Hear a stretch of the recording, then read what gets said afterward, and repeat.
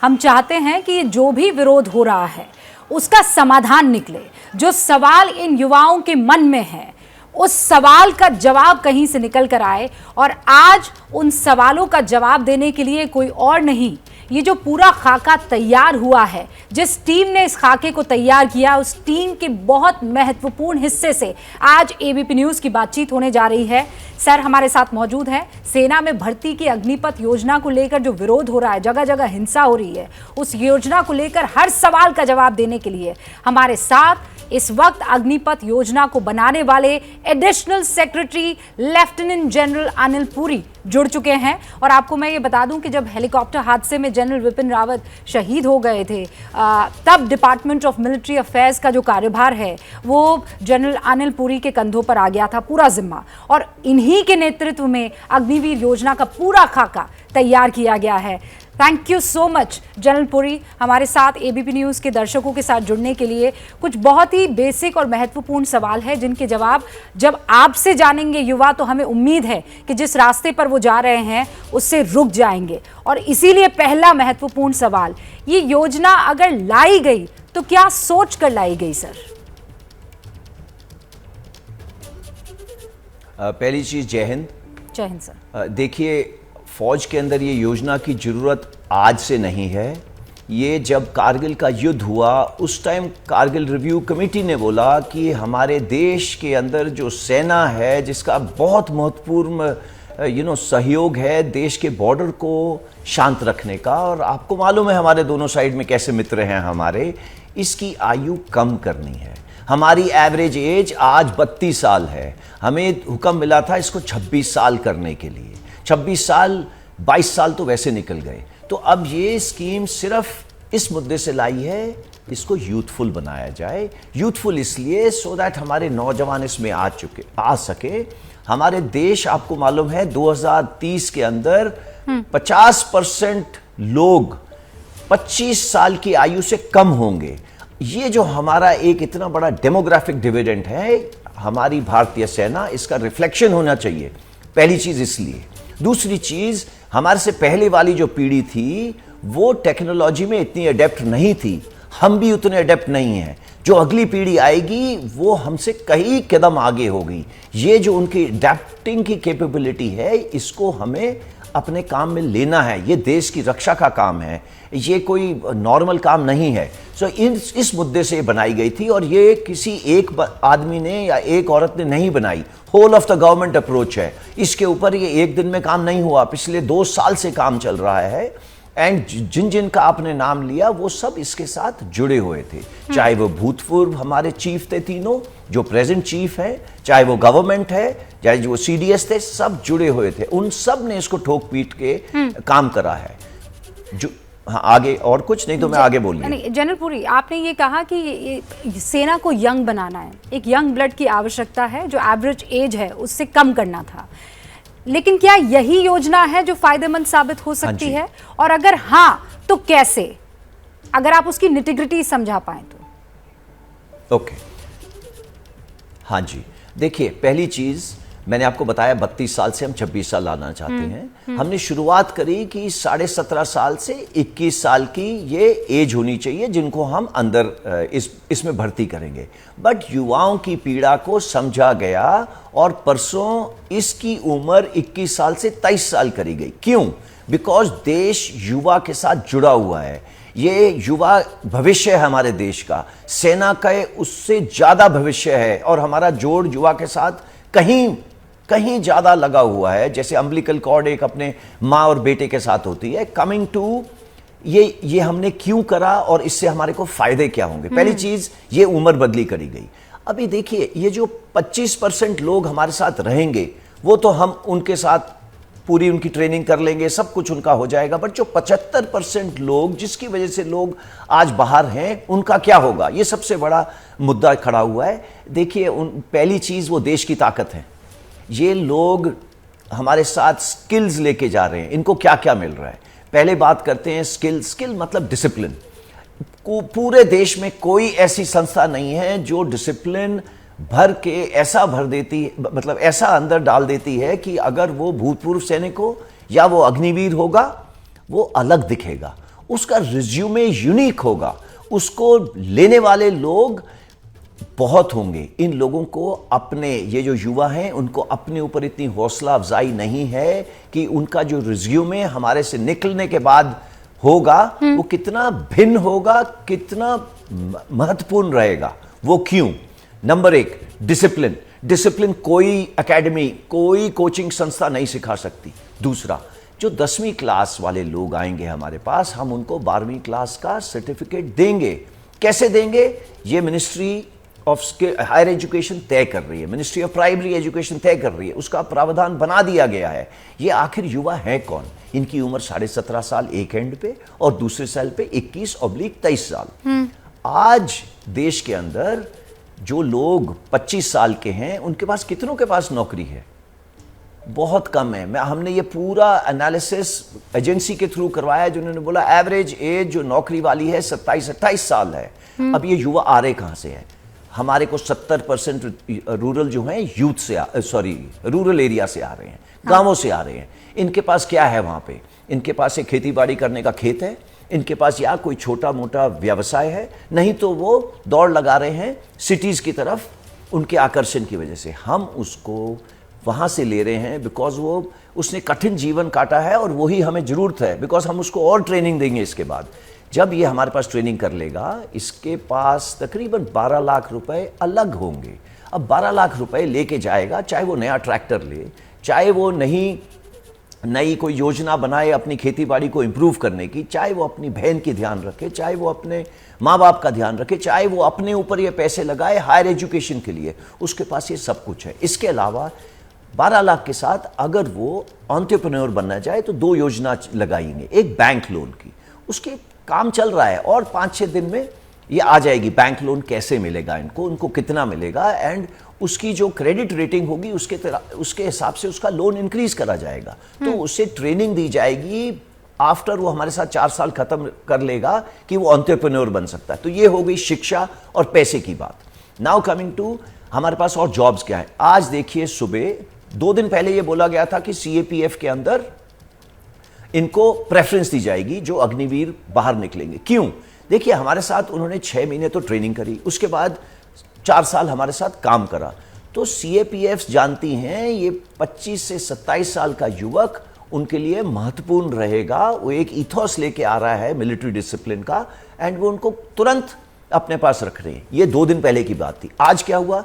उसके लिए 10% आरक्षण करा गया। ये आरक्षण सिर्फ अग्निवीर के लिए, ये आरक्षण भूतपूर्व सैनिक के लिए या उसके लिए नहीं है। ये एक्सक्लूसिव क्लास है सिर्फ अग्निवीर के लिए। एंड मैं आपको बताना चाहूंगा, हर एक साल 25 से 30 हजार भर्ती होते हैं लोग सीएपीएफ में, अलग अलग किस्म के, बीएसएफ, सीआरपीएफ, एटसेट्रा एटसेट्रा। तो उसके लिए आरक्षण करा है। अब उसके साथ साथ देखिए, 3 घंटे पहले ये भी खबर आई है कि उसके अंदर भी एज रिलैक्सेशन दे दी है, सो दैट ये अग्निवीर जो हमारे पास 21 साल की बजाय 23 साल में आ रहे हैं, 4 साल की नौकरी करेंगे तो ये 27 साल के हो जाएंगे, उनको भी रिलैक्स कर दिया गया है। अभी देखिए, ये आज सुबह हुआ है। आई एम श्योर अगले चंद दिनों के अंदर बाकी state governments, because ministry of home affairs एक फाउंटेन हेड है, एक फाउंडेशन है इन सब चीजों का, वो इसका प्रावधान करेंगे।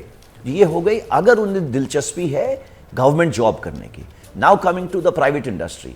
सी, प्राइवेट इंडस्ट्री को क्या चाहिए? उसको एक पहली चीज, उसकी सबसे बड़ी चीज है कि भाई वो डिसिप्लिन होना चाहिए। वो हम उसको बना के दे रहे हैं। इतना डिसिप्लिन उसको कोई नहीं दे सकता। नेक्स्ट उसको चाहिए स्किल, और उसको चाहिए एक सर्टिफिकेट। हाँ जी, आपने जो ये बातें, उसको एक सर्टिफिकेट चाहिए सो दैट उसके पास, आप ये कह रहे हैं कि 12वीं का उनको एक सर्टिफिकेट मिलेगा। हाँ जी, हाँ जी, आप ये कह रहे हैं कि उनको डिसिप्लिन मिलेगा, लेकिन बहुत डिप्लोमा भी मिलेगा, डिप्लोमा भी मिलेगा। लेकिन बहुत से ऐसे पूर्व सैनिक हैं जो 2-3 सवाल, और मैं क्विकली उन सवालों को आपके सामने रखना चाहूंगी सर, मैं ये वक्त जाया नहीं करना चाहती हूँ, बड़ा इंपॉर्टेंट है। पहला सवाल ये है कि जब आप इनको ट्रेन कर लेंगे, इनके पास पैसा भले ही आ गया लेकिन नौकरी नहीं हुई, आप कह रहे हैं एंटरप्रेन्योर बन जाए, बहन का ख्याल रख सकते हैं, खेती बाड़ी में दिमाग लगा सकते हैं, मान लीजिए इन सब में उनका दिल ना लगे और अगर वो दूसरी दिशा में चला जाए, वायलेंस की तरफ, क्योंकि आप उसे बंदूक चलाना भी आता है और अभी भी आप हालात ऐसे देख रहे हैं, ये डर पूर्व सैनिकों को भी सता रहा है, इसके लिए आपके पास क्या जवाब है? बेरोजगार, वो भी ट्रेंड। देखिए, ये ना नहीं नहीं, एक मिनट, आपका मतलब कहने का है कि आज पता है कितने सैनिक हैं भूतपूर्व? 32 lakh people are available to do exactly जो आप बोल रहे हैं। कोई कर रहा है? उसने देश सेवा करी है, चाहे वो कुछ भी चले जाए। जब रात को हम उसको हिलाते हैं ना, तो जय हिंद पहले बोलता है, बाद में पूछता है भाई कौन है। तो ये चीज आप नहीं समझेंगे। 32 लाख लोग आज अवेलेबल हैं पूरे देश के अंदर हथियार उठाने के लिए। तो आप कैसे बोल सकते हैं ये बालक जो 25 साल का होगा या 27 साल का हथियार उठाएगा? नहीं, आई डोंट थिंक सो। इसका मतलब आप ये सोच रहे हैं जो ये 32 लाख लोग हैं ये सब हथियार लेके घूम रहे हैं। 32 लाख लोग हैं एज ऑन टुडे। हर एक साल 1 लाख जवान ट्रेंड बाहर जा रहा है। अब आप बोलेंगे उनकी उम्र है 35 साल। 35 साल उम्र है और उनमें से कितनों ने हथियार उठाया? 0। So how can we think कि ये 25 साल और 27 साल वाला जिसके आगे पूरी जिंदगी पड़ी है, उसके आगे रोटी कपड़ा मकान लेने की गुंजाइश है, वो हथियार की तरफ जाएगा? नहीं। आई थिंक ये ना किसी ने बिकॉज उसने कहीं पुरानी किताबों में पढ़ा होगा। और रोज देखिए हमारे यहाँ जो न्यूज़ चैनल हैं वो रोज अमेरिका की तस्वीरें दिखाते हैं जहाँ पे किलिंग हुई हैं, और हम वो फोटो लेके रात को सोते हैं और सुबह सोचते हैं वो भारत में आ गए। ऐसे नहीं हो रहा है हमारे भारत में, पिछले इतने सालों से तो नहीं हुआ, अब ना जाने क्यों होने लग जाएगा। तो ये एक ना it's a figment of imagination, ये नहीं होगा। आप ये पूरी कॉन्फिडेंस के साथ कह रहे हैं कि जब आप सैनिकों को ट्रेन करेंगे तो वो इस दिशा में नहीं जाएगा जैसा लोग आशंका जाहिर कर रहे हैं, और मैं आपकी बातों पर इस वक्त यकीन करना चाहती हूं सर, और इसीलिए no more question on this. लेकिन अगला सवाल ये जहन में आता है कि कोई भी सैनिक जो है वो नाम नमक और निशान ये महत्वपूर्ण होते हैं सर। मेरी जुबान से वो छोटे लगेंगे, आपने तो उसे जिया है, लेकिन ये जो 4 साल है वो बहुत कम होते हैं वो जज्बा पैदा करने के लिए। और ये जब मैं कह रही हूँ तो एक पूर्व सैनिक की लिखी कुछ बातों से निकाल कर पूछ रही हूँ, क्या ये 4 साल कम नहीं है? क्योंकि इसमें भी कुछ और वक्त होगा जो सिर्फ ट्रेनिंग का होगा। इतने में ट्रेन हो जाएगा, वो जज्बा वो डेडिकेशन आ जाएगा? अच्छा देखिए, पहली चीज़ मैं ये बताना चाहूँ कि ये जुनून जज्बा जो है ये हर एक में है, आप में भी है, मेरे में भी है। बट जो 25 साल से नीचे है उसमें ये जुनून जज्बात ये सब ज़्यादा है। देखिए हमारी फौज के अंदर कोई इनको ना सारे जुनून जज्बे को इकट्ठे करके नहीं भेज देते। हर एक जोश के पीछे 1.3 होश वाले लोग बैठे हैं। दैट इज द क्या कहते हैं जो डिस्पैरिटी या इक्वेशन जो यूथ है और एक्सपीरियंस है। तो यूथ एंड एक्सपीरियंस आज भी मौजूद है। आज क्या है, 1 के ऊपर 1.28। जब मैं एक लीडर हूं और मेरे साथ कुछ बच्चे, मतलब जो ये अग्निवीर मेरे साथ होंगे, वो किसको फॉलो करेंगे? लीडर को या अपने आप को? फौज कभी किसी को ऐसे अकेला नहीं छोड़ देती कि अच्छा जा तू कुछ कर ले। तो हमारी रिस्पॉन्सिबिलिटी ये है इस जज्बे को, इस जुनून को चैनलाइज करना देश की रक्षा के लिए। इसी काम के लिए हमें को तनख्वाह मिलती है, इसी काम के लिए हमको ट्रेनिंग करा जाता है। मुझे समझ नहीं आता कि ये जो अग्निवीर हैं ये अपने आप कुछ दिशा में चल पाएंगे। अगर उन्होंने कल जोखिम लेना है, लीडर उनके साथ है। अगर उन्होंने कुछ काम करना है, लीडर उनके साथ है। ऐसे नहीं है। अब क्या होगा, ये जो जब नाम नमक निशान की बात कर रहे हैं, नाम नमक निशान या तो आपके पास है या नहीं है। इट इज लाइक मैं आज सत्य बोलता हूं या नहीं बोलता हूं। ये कोई वो नहीं है कि 90 डिग्री सत्य बोलता हूं, 20 डिग्री सत्य बोलता हूं। सत्य आपके पास है, ये आपकी पैदाइशी चीज है जो आपके माँ बाप ने और आपके शिक्षा वालों ने दी है। नाम नमक निशान हम देंगे। वो हम कैसे देंगे? ये 4 साल का टाइम बहुत है। और उसको लीडर वो जब देखता है ना कि उसके आगे आने वाले उनके ऊपर कौन बैठा है, बिपिन रावत बैठा है या सैम मानेकशॉ बैठा है या जो अशोक चक्रा विनर है वो बैठा है या नॉर्मल सैनिक बैठा है जिसने 5-6 जगह के ऊपर मुठभेड़ में पार्ट लिया है, वो जज्बा जुनून पैदा करता है। एंड ये हमारी सेना में भरपूर है। इसमें कोई कमी नहीं है। चाहे वो कमराडरी हो, चाहे वो टीम बिल्डिंग हो, ये सब उनको सीख जाएगा। जनरल पुरी, ये जब बच्चे सड़कों पर निकले, युवा जब हंगामा कर रहे थे, ट्रेनों को आग लगा रहे थे, तो हमारे रिपोर्टर्स एबीपी न्यूज़ के वहाँ उनके बीच में मौजूद थे। तो जब उनसे ये सवाल पूछा गया कि ये क्यों पसंद नहीं आ रहा है, तो उनमें से बहुतों ने ये कहा कि मैं 8 साल की ट्रेनिंग के बाद क्या सिर्फ 4 साल के लिए जाऊंगा सेना में? ये कैसे कोई मेरे साथ इतना अत्याचार कर सकता है कि मैंने जिंदगी के 8 साल दिए और वो मुझे सिर्फ 4 साल देंगे? इसका क्या जवाब होगा? अच्छा, मेरे को एक बात बताइए, हमारे पास इतने सारे मेडिकल कॉलेज हैं देश में, तो यहाँ पे तो हम मेडिसिन करवा नहीं पाए, हम यूक्रेन रशिया में भेजते रहे अपने बच्चों को। मैं मात्रा भी नहीं बताना चाहूँगा कितने करोड़ उन्होंने खर्च करे। वो वापस आए देश के अंदर, हम उनसे दोबारा एग्ज़ाम ले रहे हैं, उनको भी नहीं पता कि उनको कल नौकरी मिलेगी। वो हमें मंजूर है। नंबर 2, 14 जून को 10 लाख जॉब्स का ऐलान हुआ। हम तो सिर्फ 50,000 जॉब्स का ऐलान कर रहे हैं। मुझे समझ नहीं आता वहाँ क्यों नहीं जाना चाहते। वो गवर्नमेंट जॉब्स ही हैं, ये जो 10 लाख हमारे सेंट्रल गवर्नमेंट ने ऐलान करी है। नाउ कमिंग टू 8 साल नौकरी। ऐसा है, भर्ती होने के लिए ना, अगर उसे 8 साल की ट्रेनिंग की ज़रूरत पड़ रही है, सो कुछ तो नुक्स है उसके अंदर, नंबर 1। नंबर 2, हमारे पास हमने किसी बच्चे को ये नहीं बोला कि तू हमारे पास आएगा और तेरी ट्रेनिंग कितने साल करी है वो होगा, पूरा मेरिट के ऊपर है। आज भी फौज के अंदर हर एक वैकेंसी, अगर आप बोले कि अग्निपथ स्कीम नहीं चल रही, हर एक वैकेंसी के ऊपर 20 से 25 बच्चे आते हैं। उन्हीं सब कोचिंग एकेडमी से या उनसे निकल के आ रहे हैं। तो 24 बच्चे तो आज भी निराश जा रहे हैं। एक ही आ रहा है हमारे पास उनमें से। जब हम रैली लेते हैं ना, तो आप मुझे पता नहीं गए होंगे या रैली में, नहीं ऐसा होता है जैसे कोई इलेक्शन का वो बिल्कुल कह रहा जमका, हाँ। मतलब पूरा जमघट इकट्ठा हुआ हो, ऐसे होता है ना। तो उसमें से एक बालक को लेते हैं, 24 तो जा ही रहे हैं। और मुझे समझ नहीं आता, हम तो 4 बालक में से बोल रहे हैं, एक ले रहे हैं और बाकी तीनों को इतना होनहार बना रहे हैं, उनका रिज्यूमे इतना यूनिक करेंगे कि वो आगे आने वाले टाइम पे, चाहे वो टाटा हो, चाहे वो अंबानी हो, चाहे वो CAPF हो, उनको मेरे हिसाब से तो पूरी बाजू खोल के इनवाइट करेगा। जनरल, मुझे एक बात, एक चीज और बोलना चाहूंगा। सर पहले आप बोलिए। एक चीज बोलिए, आप बोलिए। अच्छा, देखिए ऐसा है कि हमारा सबसे बड़ा मुद्दा है डिसिप्लिन। यू सी, आप भी अभी विरोध और विनाश की बात कर रहे थे चंद मिनट पहले। विरोध खुशी से करिए, विनाश नो वे। हमारे पास रत्ती भर 1% भी उसके लिए स्पेस नहीं है।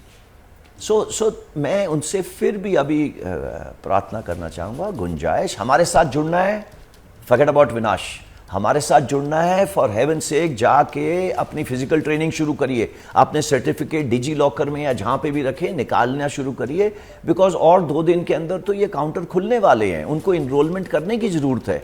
सो एंड फिजिकल ऐसे करके नहीं हो जाता। 2 साल हम सब ने देखा है, हम कोविड के थ्रू गए हैं, हमारी फिजिकल हालत, हमारी मेडिकल हालत सबकी ऊपर नीचे हुई है, क्योंकि हमने बहुत समय घरों में निकाला है। मैं उनसे फिर से अपील करूँगा कि प्लीज़ बाहर जाओ, अपना खेतों के अंदर दौड़ो, रेलवे ट्रैक के साथ में दौड़ो। हम सब दौड़ के यहाँ तक पहुँचे हैं, टेबलों पे बैठ के नहीं पहुँचे, और कम से कम पत्थर बैठ के तो बिल्कुल नहीं पहुँच सकते।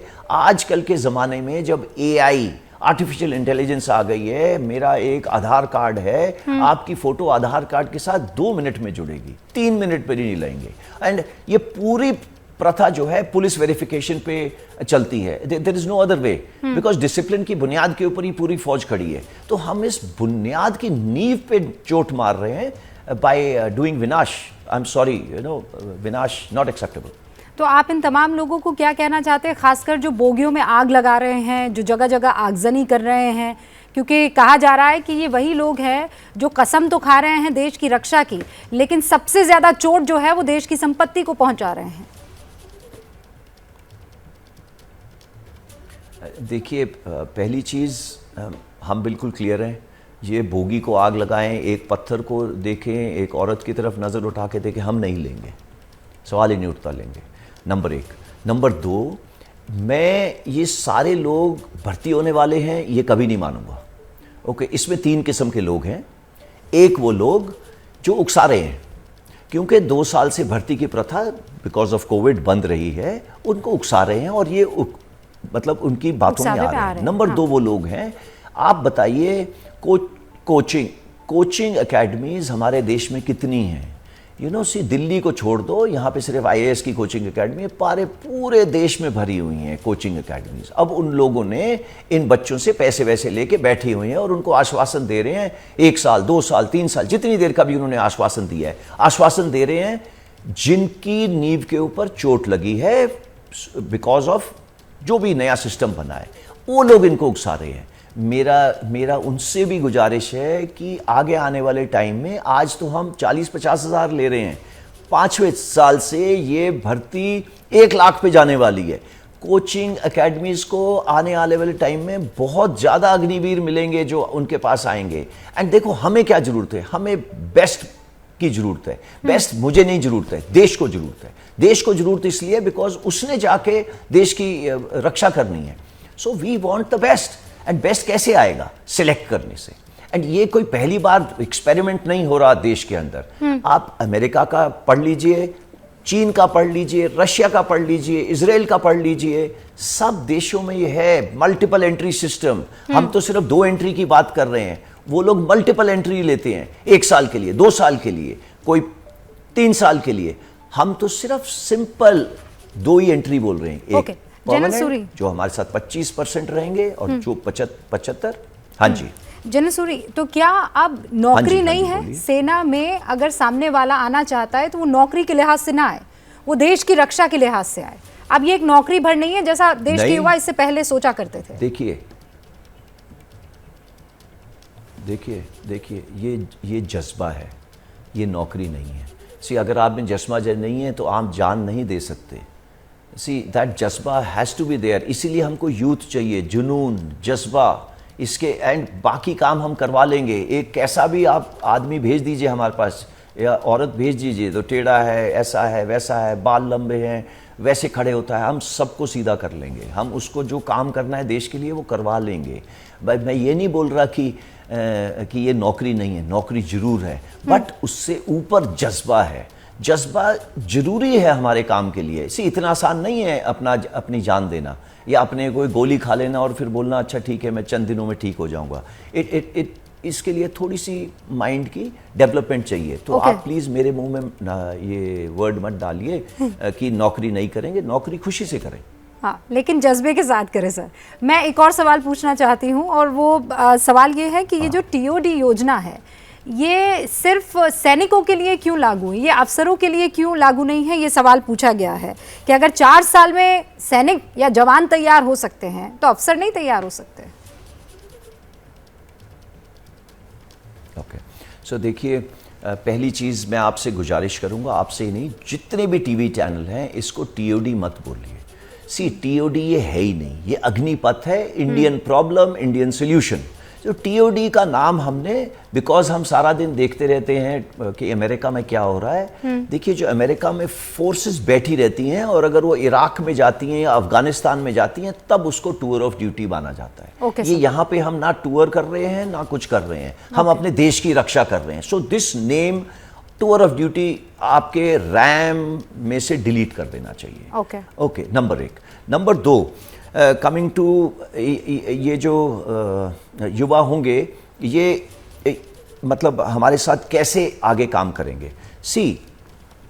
ऑफिसर्स के लिए ये जिस दिन से हमारी इंडिपेंडेंस हुई है, आपने सुना होगा इमरजेंसी कमीशन 2 साल के लिए आए थे। ओके, चले गए। कौन है ये? सब लोग वो हैं जो यहाँ पे इस देश के डिफेंस सेक्रेटरी बने, गवर्नर बने छत्तीसगढ़ के, उन्हें सेना मेडल गैलेंट्री मिला, वो हमारे साथ 2 साल के लिए आए थे फिर चले गए। आज जो आईएएस का रिजल्ट आया है उसमें 7वां बच्चा जो है एयरफोर्स का है, जवान था। ओके, तो ऑफिसरों के लिए तो ये टूर ऑफ ड्यूटी नहीं बोला गया, उसको शॉर्ट सर्विस कमीशन बोला गया। शॉर्ट सर्विस आए फिर चले गए, वो भी ऐसे ही आए थे, उनकी ट्रेनिंग अवधि भी इतनी थी 9 महीने। ओके, और वो थी कई साल पहले। आज जो युवक आ रहा है उसको भी उतनी ट्रेनिंग की जरूरत नहीं है बिकॉज वो टेक्नोलॉजिकली हम लोगों से कहीं आगे है। हमारे जो पूर्वज खुराक लेते थे हम उनसे अच्छा खा रहे हैं आज, आगे आने वाले लोग उससे अच्छा खाएंगे। जब अच्छा खाएंगे तो उनकी परवरिश ज़्यादा अच्छी होगी, परवरिश ज़्यादा अच्छी होगी तो ऑब्वियसली उसको ट्रेनिंग के लिए कम टाइम चाहिए। उसकी जो टेक्नोलॉजिकली अडेप्ट करने की जो क्षमता है वो भी ज़्यादा है। तो ऑफिसर्स के लिए ये हमेशा चल रही थी, आ रहे थे और जा रहे थे। सिर्फ तादाद कम थी तो किसी ने शोर नहीं मचाया। एंड इसलिए ये चल रही थी। अभी भी आई एम वेरी क्लियर, ये शोर जो अग्निवीर वाले हमारे प्रोस्पेक्टिव कैंडिडेट्स हैं वो नहीं मचा रहे। ये आप जैसे या मेरे जैसे लोग जो पीछे खड़े हैं वो इन बेचारे अल्हड़ बच्चों को धक्का आगे दे रहे हैं और ये आप और मेरी बातों में आ रहे हैं। सर, आपने कहा कि 10% आरक्षण का ऐलान हो गया है, क्या ये पहले नहीं हो सकता था? इसके बारे में पहले क्यों नहीं सोचा गया? और दूसरा इसी सवाल का दूसरा हिस्सा है, क्या ये लिखित में दिया जा सकता है? जैसे 4 साल बाद बाकी जो केंद्रीय सुरक्षा बल है उनमें इनको नौकरी मिल जाएगी, लिखित में दें तो आज ये मामला खत्म हो जाए। कई ऐसे लोग हैं जो ये कह रहे हैं। अच्छा, पहली चीज़ तो आप भी मेरे को लिखित में ये दीजिए कि मैं आपको लिखित में 10% दूं और ये सब लोग गायब हो जाएंगे। ओके, ये आप, मुझे पता है अभी आप स्माइल करेंगे और ये आप मेरे को जवाब नहीं देंगे, कोई बात नहीं।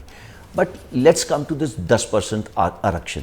देखिए, कोई मैंने नहीं दिया है ये आरक्षण, ये गवर्नमेंट ने दिया है, and none other than the home minister. So ये हो गया एंड इसकी लिखाई पढ़ाई आ जाएगी एक दिन के अंदर। ये आरक्षण सिर्फ अग्निवीर के लिए है। ओके, 4 साल के बाद नहीं, आज से 4.5 साल के बाद अब ये लोग आएंगे, ये इनके लिए जगह मुकर्रर करी गई हैं। अब आप मुझे आश्वासन दीजिए कि ये कल सब गायब हो जाएंगे, बोलिए ना। नहीं जनरल पुरी, आप ये कह रहे हैं कि 10% जो पहले था उसके बाद और 10% है, तो क्या ये कुल 20% आरक्षण हो जाएगा या नहीं? जो पहले से चल रही व्यवस्था है वही है? नहीं, एक मिनट। पहले तो अग्निवीर थे नहीं, ना अग्निपथ था, ठीक है। तो ये स्कीम लॉन्च करी गई 14 तारीख को। देखो, 14 तारीख को ये तय करा गया था कि 14 तारीख से 15 तारीख ऑनवर्ड्स इसकी एक प्लान बनाई गई थी, योजना बनाई गई थी कि पहले इंटेंशन दी जाएगी, फिर इसको एक्शन में कन्वर्ट करा जाएगा। इंटेंशन दे दी 15 तारीख को सुबह, ये इंटेंशन दे दी थी होम मिनिस्ट्री ने, गवर्नमेंट ऑफ इंडिया ने, कि हम प्रेफर करेंगे अग्निवीरों को जो अग्निपथ स्कीम से निकलेंगे हमारे साथ काम करने के लिए। ये बहुत लोगों ने आश्वासन दिया। हाउएवर विद इन 2 दिन ये दिया गया एक्शन पॉइंट कि 10%। नाउ कमिंग टू 10%, वो 10% ये 10% are connected to Agniveer, Agnipath.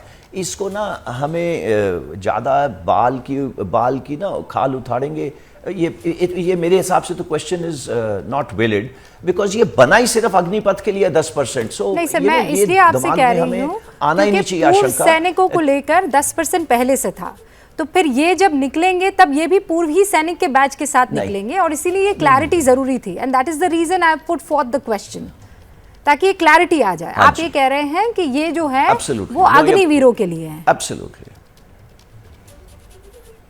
बिल्कुल ठीक है सर। अब 4 साल के बाद नौकरी मिलेगी, इसकी क्या गारंटी है? नहीं, ये जो गारंटी है ये वो डिसिप्लिन से आएगी, ये गारंटी जो जज्बा आप उनमें पैदा करेंगे उससे आएगी। देखिए, उसके पास इतने राह होंगे। मैं पहली चीज़ मैं आपको दोबारा दोहरा रहा हूँ, 25 से 27 साल के बीच में आप जाके किसी से भी पूछ लेना, भाई आपके पास नौकरी थी क्या? हम उससे पहले कर रहे हैं। और मैं 10वीं क्लास के बच्चे को हम लोग ले रहे हैं, हम उसको 12वीं क्लास का सर्टिफिकेट दे रहे हैं। इसका मतलब उसके 2 साल तो ज़िंदगी के वैसे ही जाने थे करने के लिए। कैसे करेंगे, क्या होगा, ये नहीं कि हम एक क्लासरूम खोलेंगे और इनसे लड़ाई करवाने के अलावा क्लासरूम करेंगे, ऐसा कुछ नहीं होगा। हम उससे पूरा काम लेंगे, उससे पूरी ट्रेनिंग लेंगे। ट्रेनिंग बहुत कठिन होगी, हमारे साथ जो काम कर रहा है वो डबल कठिन होगा। He should be prepared mentally. इसीलिए जुनून, जज्बा, ट्रेनिंग, इसी बुनियाद के ऊपर उसका डिसिप्लिन आएगा, वो हम कर लेंगे। एंड बाहर निकलने के बाद जो सब युवाओं में आशंका है कि मैंने 6-7 साल जो अपना परिश्रम करा, आप मुझे अभी परमानेंट जॉब का एक हाथ में सर्टिफिकेट दिए, वो उसके पास सर्टिफिकेट नहीं है। बट आप देश के हिसाब से सोचिए, 4 साल के बाद यही युवा जब दोबारा सिलेक्शन में आएगा, आपके पास वो होनहार बच्चे आएंगे जो पहले तो वॉलंटियर होंगे, दूसरा अपने देश के साथ अपनी जान की सिग्नेचर करने के लिए तैयार होंगे। ठीक है सर, अब आखिरी 2 सवाल। पहला ये कि जो 25% आप रिटेन करेंगे उसकी क्या स्कीम होगी, उसका मापदंड, मानक क्या होने वाला है?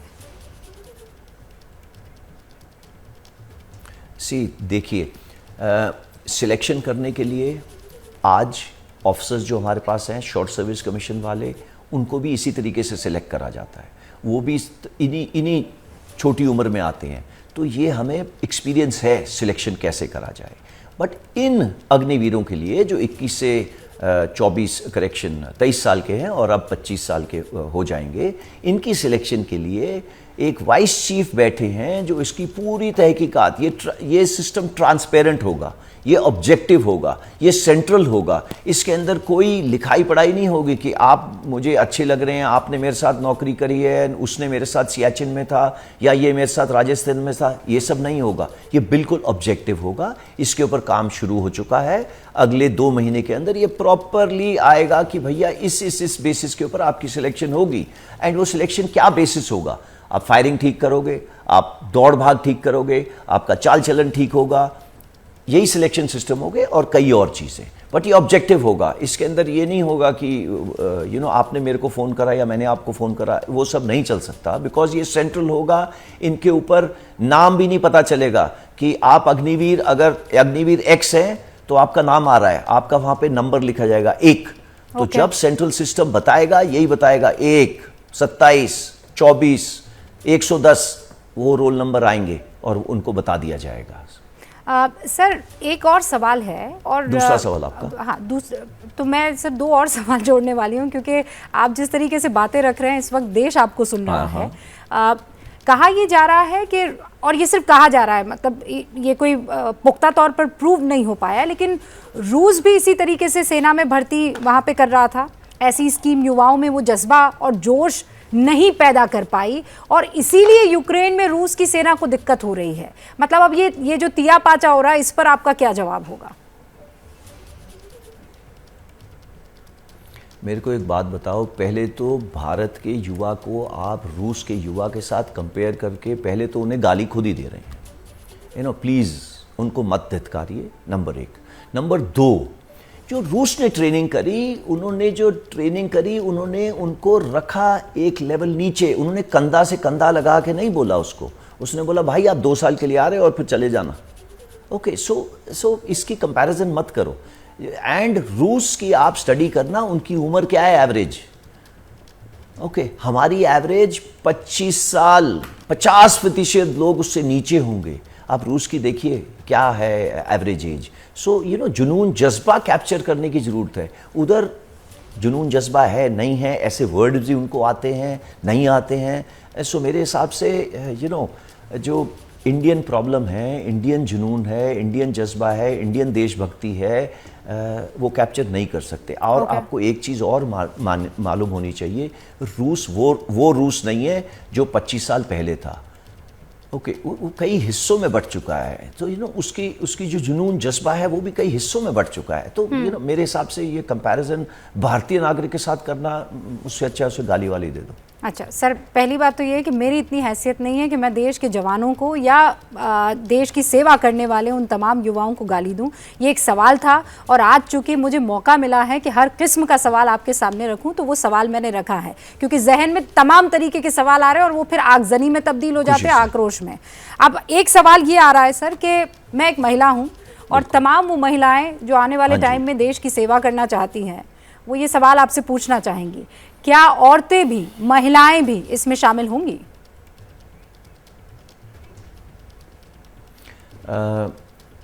हमने अग्निपथ स्कीम के अंदर अग्निवीर औरतों को भी वेलकम करा है। देखिए, अब औरतों को अग्निवीर वेलकम करने के लिए फौज में तो शुरू हो जाएंगी, बाकी सर्विसेज भी करना चाहती हैं, बट ये एक प्रोग्रेसिवली होगा।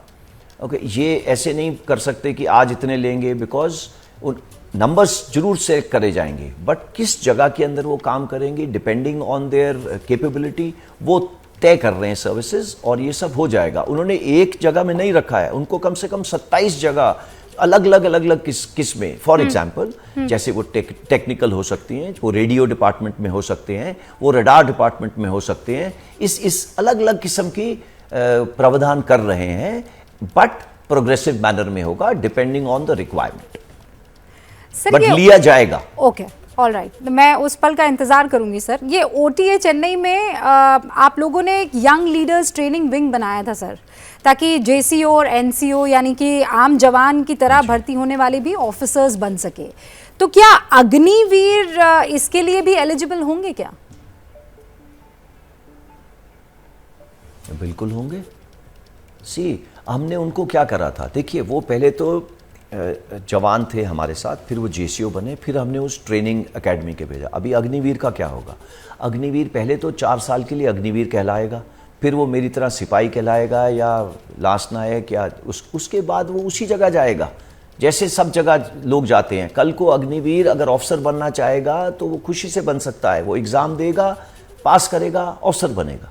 हमारे यहाँ भी प्रावधान है, जो जवान हैं वो ऑफिसर बनते हैं, और वही चाहे ओटीए के थ्रू जाएं या एसीसी के थ्रू जाएं, वो प्रावधान है हमारा और वही चलता रहेगा। तो अग्निवीर को कुछ ऐसी चीज़ नहीं है जो उसे डिनाई करी जाएगी। वो हमारे साथ देश की रक्षा करने के लिए कंधा से कंधा लड़ा रहा है। So there is no question कि हम उसको कुछ चीज़ नहीं दें या ज़्यादा दें, ऐसा कुछ नहीं होगा। General Puri, it was pleasure talking to you sir. आपने बहुत सारे सवालों के जवाब दिए और मैं उम्मीद करती हूँ कि उन सारे सवालों के जवाब पाकर ये जो आक्रोशित युवा हैं, इनको समझ में आएगा कि आने वाला वक्त देश की रक्षा में ये लोग कैसे दे सकते हैं और कैसे अब उस आक्रोश को छोड़कर मेहनत में, काम में अपना मन और तन लगा सकते हैं। Thank you so much. Thank you. जय हिंद। जय Hind sir.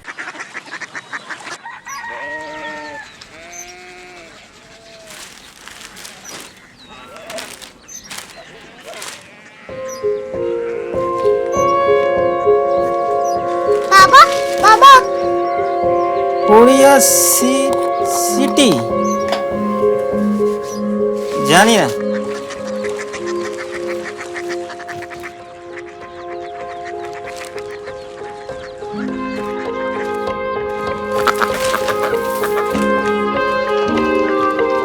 Korea city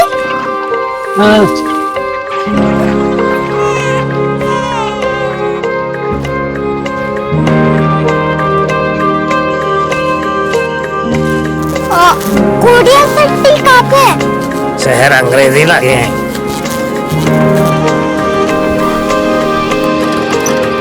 Korea city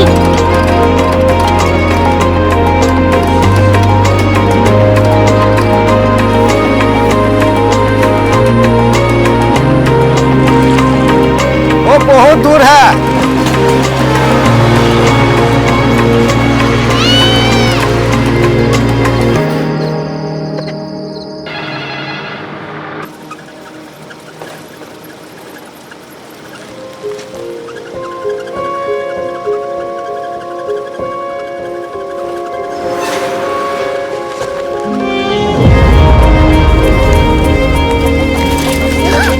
Korea city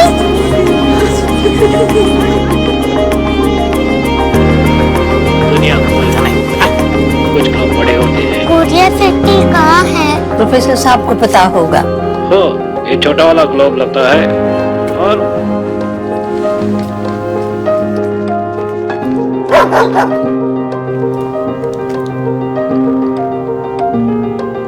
पता नहीं, मेरी बेटी से जाके मिल लो, शायद उसे मालूम हो।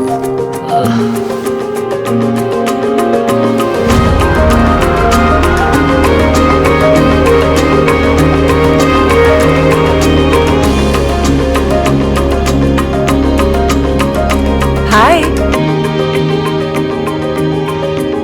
बाबा ने भेजा है। Come here. Korea city Korea city नहीं, क्यूरियोसिटी। वो क्या? That's what brought you here? जो तुम्हें यहाँ तक ले आया। क्यूरियोसिटी